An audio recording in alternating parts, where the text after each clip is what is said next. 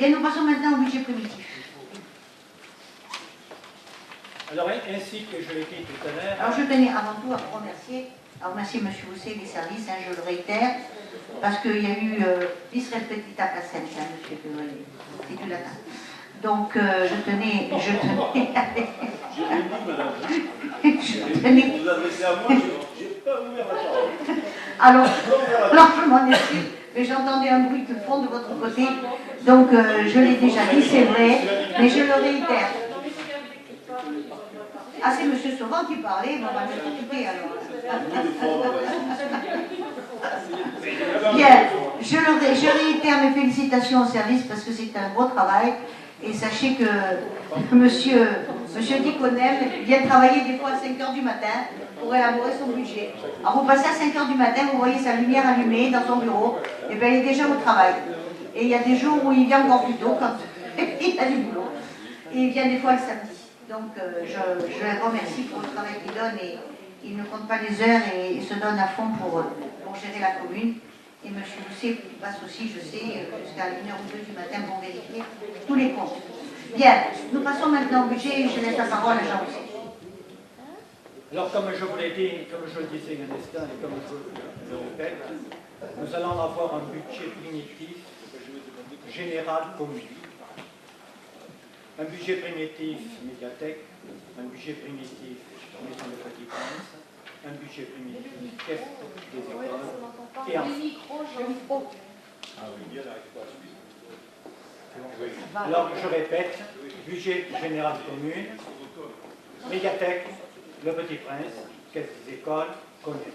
Je commence par le budget général commune, avec la particularité que je vous ai dite, à savoir que, alors qu'en 2010, et ce qui explique les variations sur un certain nombre de points, la totalité du personnel était payée dans le budget général, alors il sera payé dans chaque budget annexe dans la mesure du nécessaire, alors qu'en 2010, nous avions des charges de gestion générale dans chacun des budgets et le frais personnel. Cette fois-ci, nous allons avoir des frais financiers, des frais d'amortissement, etc. Donc, 011, charge à caractère général, je vous propose 2 137 824 pour 2011. Pour les charges de personnel, 2 903 078. Autre charge de gestion générale, on passe de 1 468 à 1 782. Donc, caisse des écoles, 484 135. C'est le 657 361. 657 362 CCAS, 88 000. 657 363 budget annexe, c'est-à-dire le Petit Prince et la médiathèque, 782 463.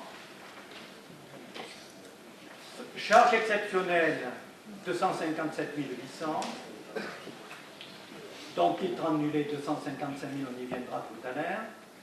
Opération d'ordre entre sections pour 2011, 137 069. Atténuation de produits 150 268, virement à la section d'investissement 507 651. Voilà pour les dépenses de fonctionnement, recettes de fonctionnement total 8 481 250, donc atténuation de charges de 125 000. Produits des services et du domaine 359 700. Impôts et taxes, 6 417 613. Dotations et participations, 1 321 937. Autres produits de gestion courante, 127 000. Produits financiers, 0. Produits exceptionnels, 30 000. Voilà pour la section de fonctionnement. Section d'investissement. 0,24. Vente de terrain, 670 000. Dépenses non affectées, total 1 195 000, dont frais d'études 325 000, dépenses, opérations, dépenses non affectées 3 441 975, dont FCTVA 850, TLE 519, emprunt en euros 1 406 595, amortissement, vous avez tous les 28 sur lesquels je m'attarde plus. On a prévu les termes 66 500 en dépenses, en recettes 85 000, Maison de Petit Prince néant, Connell néant, médiathèque néant, médiathèque cela s'explique parce qu'il y a un budget annexe, aménagement de la zone Nosargue néant, matériel néant, matériel 2010, on arrive à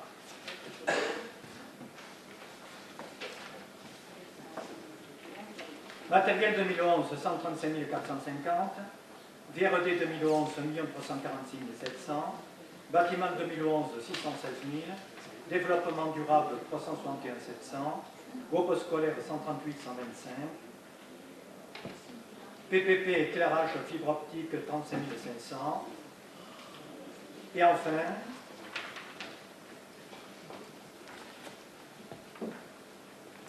PPP éclairage fibre optique télésurveillance 35 500, je viens de le dire, ce qui fait au total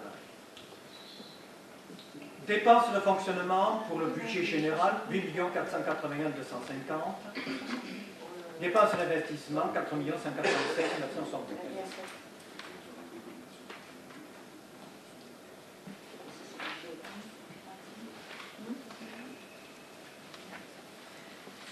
Bien, merci Monsieur Pousset. Vous avez remarqué que nous avons voté 62 000 € pour la télé-alarme et la DSL, c'est ça, hein? Parce que je tenais aussi à dire que, indépendamment de peu de moyens que nous donne le Conseil général, nous avait promis depuis 3 ans la DSL sur le quartier du Martinet, à Circulade. Et il avait dit en 2009, après c'était en 2010, je crois qu'en 2008 ça devait être fait. Et comme il y a eu une politique, non pas de yo-yo, mais entre le Conseil général et Orange, il y a eu un conflit, puisque le Conseil général a fait, opposant, mais après ils ont fait une étude, je suppose, qui était valable. Cette zone, le Martinet, n'est pas desservie par le DSL. Depuis 3 ans, nous avons demandé au Conseil général. Il y a 1 an, c'est ça, à peu près, ils sont venus faire une grande conférence en disant qu'on l'aurait en 2010 et dans les trimestres ou dans le semestre suivant. Et dernièrement, nous avons reçu une lettre en nous disant que ça ne sera pas fait et que finalement, ce sera Orange qui le fera peut-être dans 2 ou 3 ans. Alors je tiens à remercier très chaleureusement les services municipaux, le directeur général des services et aussi le directeur des services techniques qui ont trouvé une solution avec une société. Et maintenant, d'ici le 1er janvier, les gens du Martinet auront la DSL.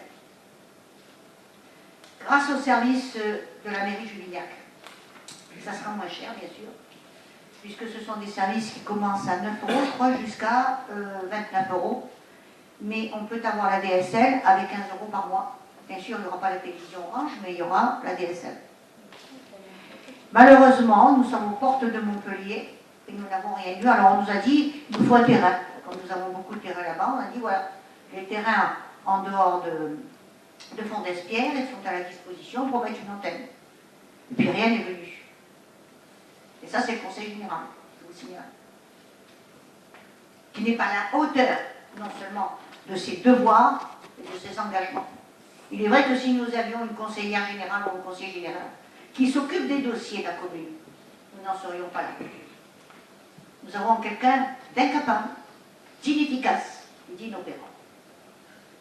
Comme je l'ai dit, moi j'ai été conseiller général, je suis allée et j'allais voir les maires concernés en leur demandant est-ce que vous avez des dossiers en cours, est-ce que vous voulez que je vous aide, est-ce que financièrement vous avez des besoins, je vais essayer de m'occuper de vos dossiers. Et c'est ce que je faisais avec Ravel et même Montpellier.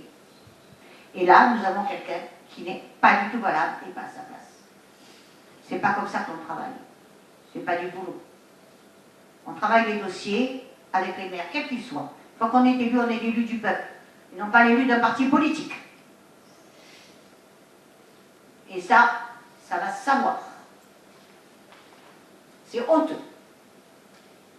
Or, il est inutile de venir ici pour faire des discours, hein, et faire la belle. C'est le travail qui est important. Le travail d'un élu. Il devrait être payé, les élus devraient être payés au prorata du travail qu'ils font. À ce moment-là, il y en a qui ne gagnent pas grand-chose. Voilà. Donc, je suis outrée de ce qui se passe, outrée. Et je me demande si le président du Conseil général est au courant de ça. Je n'en sais rien. Sachez que si j'ai l'occasion de le voir, je le lui dirai. Je m'en franc-parler, et je dirai, et je dis à chacun ce que je pense. D'ailleurs, j'en ai parlé avec pas mal de personnes de l'aglo qui se demandent si on est vraiment... c'est la politique des petits copains ou la politique des politicards, et non pas la politique, la vraie politique, telle que le faisait Georges Frêche. Et je tiens à le défendre, cet homme. Parce qu'il ne regardait pas les partis politiques au niveau de l'agglomération. Il travaillait avec tous les maires, en bonne intelligence. Et celui qui avait des projets, il est subventionné. Il ne regardait pas la couleur politique de chacun. Le peuple est souverain, il vote. Et les personnages qui sont en place, quels qu'ils soient, doivent avoir le respect de tous. J'ai horreur de ça, la politique des petits copains, la politique des politicards, c'est quelque chose qui me... J'ai jamais dit, j'ai toujours dit. À Julie, il y a 30 ans d'élu, je ne faisais pas de politique.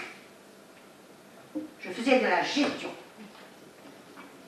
Et j'espère que les gens qui viendront après moi auront à cœur de faire ce genre de choses, parce que ce genre de politique, pour moi, une politique négative, parce que nos enfants ne demanderont pas de quel parti politique vous êtes, où vous étiez, quel travail vous avez accompli pour la population et pour les générations à venir. Donc voilà, nous avons été obligés de voter 60 000 € parce que nous sommes obligés, la commune est obligée de donner une participation. Bien sûr, dans ces 60 000 €, il y a aussi la télésurveillance, c'est ça. Non, c'est à part encore. Moi, je croyais que c'était encore compris là-dedans. Non. La commune est obligée de payer 60 000 € pour l'incurie de sa part. Bref, est-ce qu'il y a des orateurs à inscrire? Monsieur Savy, je vais vous inscrire, ne vous démarrez pas encore. Je demande s'il y en a d'autres qui veulent faire des commentaires sur ce qui a été exposé par monsieur Pousset. Personne ne veut prendre la parole, donc il n'y aura qu'un orateur ce soir et personne d'autre. Monsieur Savy. Oui, c'est pas le DOB, hein, c'est donc juste une... Mais c'est que monsieur Savy, oui, dans une assemblée telle que la nôtre, une assemblée démocratique, tout le monde a le droit de s'exprimer. Ce n'est pas un débat d'orientation, c'est un débat aussi qui peut s'instaurer au niveau d'une politique budgétaire. Donc ce n'est pas un débat d'orientation, ce n'est pas une orientation ça. Ça c'est concret, ce sont des chiffres. Ce que vous aimez, si vous êtes comptable, vous aimez ça. Ce sont les chiffres, voilà. je peux y aller, non? Eh bien vous pouvez.